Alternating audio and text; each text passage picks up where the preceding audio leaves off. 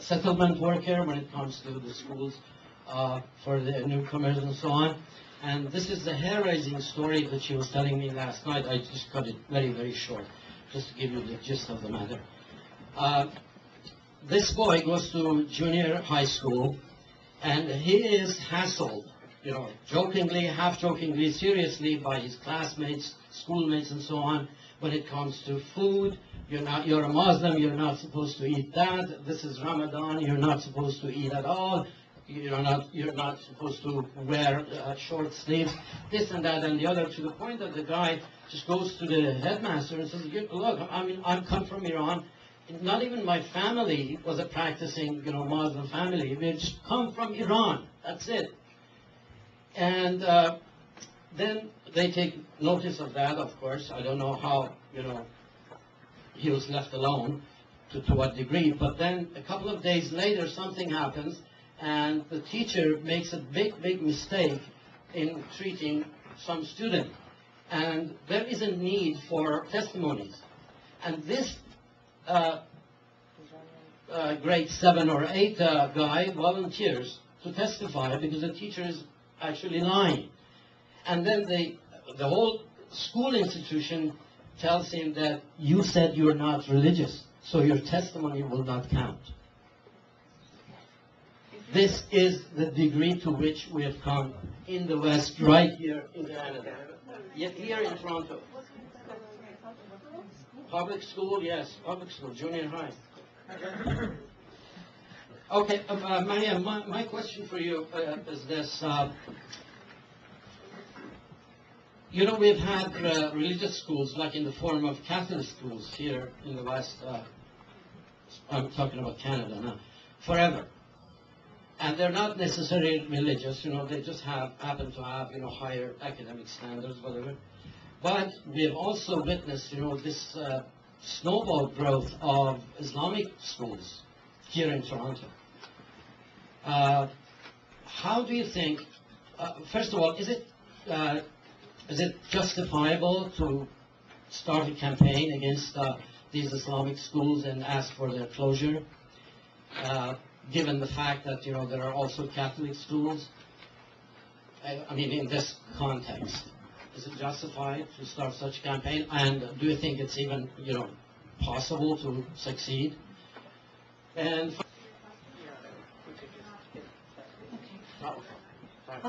I think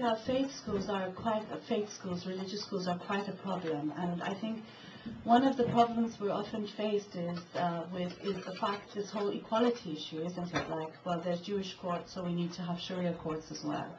There are Catholic schools, Anglican schools, so on and so forth, so we need to have Islamic schools as well.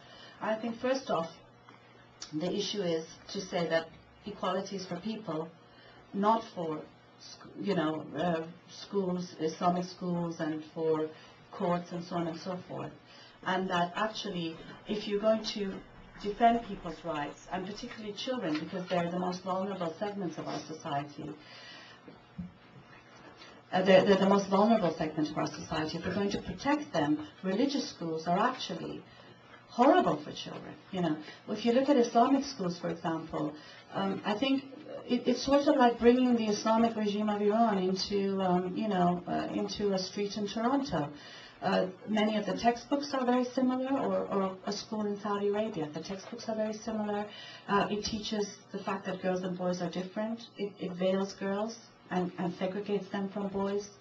And in Iran, for example, they talk about having different textbooks for girls because girls don't need the same sort of education as boys do, or having less hours for girls to study because they don't need the same hours of study as boys. So I think it's actually bringing that sort of thinking into the lives of children that need, at the very least, for the state to intervene to level the playing field for them. I think the importance of a school education, and one that's state-owned and secular, for sure, is the fact that irrespective of your parents and despite your parents, you can have access to reason and rationality and the latest advances in society. And so in that sense, I think that we need to be opposed to Islamic schools in particular, but I also think that all schools. And I think it's the same sort of thing with the Sharia courts. You're opposed to Sharia courts. We focus on Sharia courts, but we're also opposed to the Beth Din, for example. And I think the thing about it, people say, well, Catholic schools are not as bad. Well, one is because obviously, we don't live during a Christian Inquisition, whereas we do live during an Islamic Inquisition right now. But also the other thing is that there might be more subtle ways, but I know I've met many people who said they've had a Catholic or, upbringing where the teacher talked about how Protestants are dirty and, for example, you'll roast in hell if you don't pray and do as we say and that sort of thing. Not to mention the sorts of corporal punishments that took place before and until quite recently. And also there's quite a lot of corporal punishment taking place in Islamic schools. There's, and particularly the Islamic madrasas, where I think 70% in Britain have are actually beating children who aren't studying the Quran properly. I mean, this is an outrage. It's an outrage, particularly when it comes to children, because children need our protection more than anything, and the state has a duty to intervene on their behalf. And so in that sense, I think it's crucial that we battle Islamic schools in particular, and faith schools in general, and demand that children mix, first of all, because I think one of the things that happens, I know they say, well, you can have other religions come into these schools, and a lot of organizations are concerned only about the discriminatory admissions policies or discriminatory employment policies. For example, they want a Muslim to teach in a Muslim school, or they want a Christian to teach in a Christian school, and so on and so forth.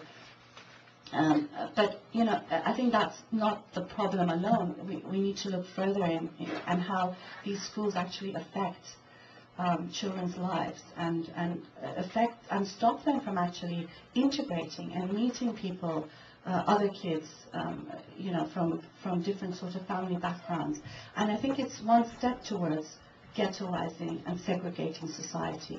And I think that helps to lead to Sharia courts and other things. I think it's part of the process, and that's why I think it is important to actually battle them and be firmly against them. I have a question for you.